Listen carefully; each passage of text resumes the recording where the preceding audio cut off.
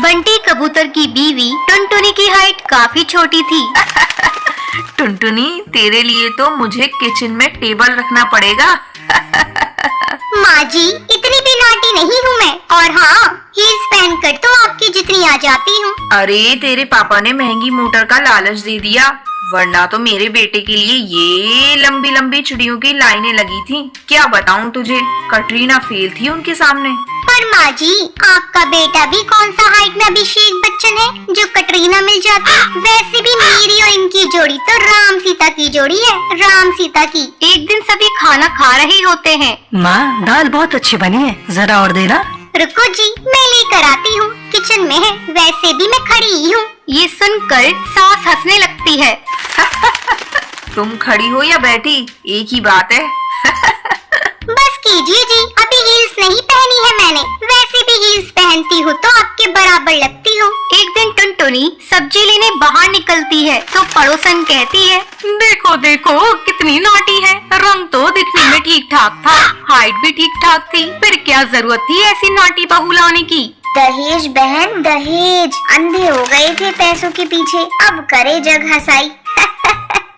दोनों की बात टुनटुनी सुन लेती है और उसे बहुत गुस्सा आ जाता है। आंटी जी, एक बात बताओ, मेरे पापा के पास पैसे हैं, उनको अच्छी लड़की की तलाश थी, ये पसंद आए और शादी हो गई, इसमें मेरा क्या कसूर, ये जो आप लोग मुझे सुना रही हैं। अरे नहीं नहीं टुनटुनी, हम तो तेरी सास की बात कर रही थी, कितनी लालची औरत है। देखिए, वो लालची नहीं है, पर उनके कुछ शौक है जो वो अपने बेटे से पूरा करवाना चाहती है, और देखा जाए तो उसमें उनकी गलती भी क्या है भला, और इन्होंने मुझसे शादी की है तो जरूर कुछ न कुछ अच्छाई नजर आई ही होगी ना। और अब ना मैं आपकी बहू हूँ और ना ही आपके रिश्तेदारों को मुझसे मिलना है। फिर ये बात समझ नहीं आई कि आप इतना परेशान क्यों हो रही हैं। ये बोलकर टुनटुनी वहाँ से निकल जाती है। टुनटुनी, चलो जल्दी से तैयार हो जाओ, हम लोगों को पार्टी में जाना है। टुनटुनी तैयार होकर पार्टी में जाती है, जहाँ बंटी का दोस्त उससे कहता है, अरे बंटी, तू कितना लकी है यार, तेरी बीवी की हाइट इतनी कम है कि तुझे बच्चे की जरूरत ही नहीं, भाभी बच्चे ऐसी हैं। और बंटी, अगर मेरी बीवी की हाइट इतनी कम हो तो मैं घर से बाहर निकलूं ही नहीं, कहीं फुदक के कहीं चली गई तो लेने के देने पड़ जाएंगे। सभी टुनटुनी पर हंसने लगते हैं। तभी पार्टी की जगह पर आग लग जाती है। अरे भागो यहाँ से, जल्दी भागो।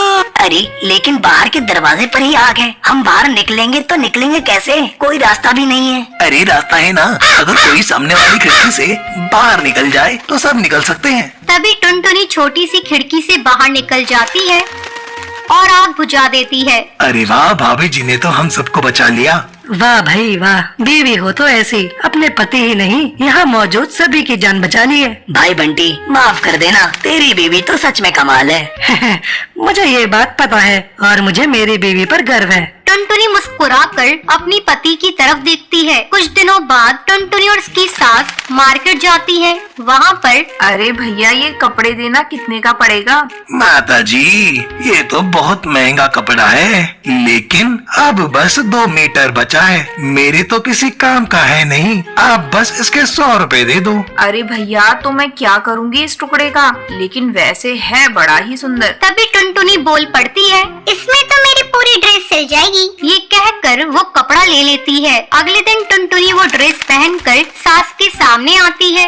अरे वाह टुनटुनी, ये ड्रेस तो काफी सुंदर लग रही है, बड़ी महंगी होगी ना। अरे कपड़ा तो मैंने ही पसंद किया था, बस पूरा नहीं था तो इसने ले लिया। सिर्फ 200 रुपए की ड्रेस है ये पूरी। देखो माँ जी, नाटी होने के भी कम फायदे नहीं है। जैसे तैसे दिन कट रहे थे।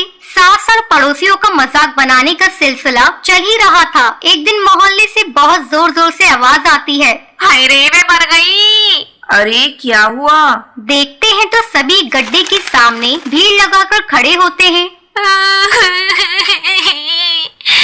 मेरा बेटा इस गड्ढे में गिर गया। पड़ोसन जोर जोर से रोने लगती है। तभी वहाँ टुनटुनी आ जाती है। रोइए मत, मैं प्रिंस को लेकर आती हूँ। ये बोलकर नाटी सी पतली सी टुनटुनी चिड़िया गड्ढे में घुसकर बच्चे को बाहर ले आती है। तब क्या था, एक बार फिर टुनटुनी के लिए पूरा मोहल्ला तालियां बजाता है। मुझे माफ कर दो टुनटुनी, मैंने तुम्हारी हाइट का कितना मजाक बनाया था। कोई बात नहीं मासी, पर प्रिंस ठीक है, ये बहुत है। अब वो दिन आता है जब सास टुनटुनी की तारीफ करती है।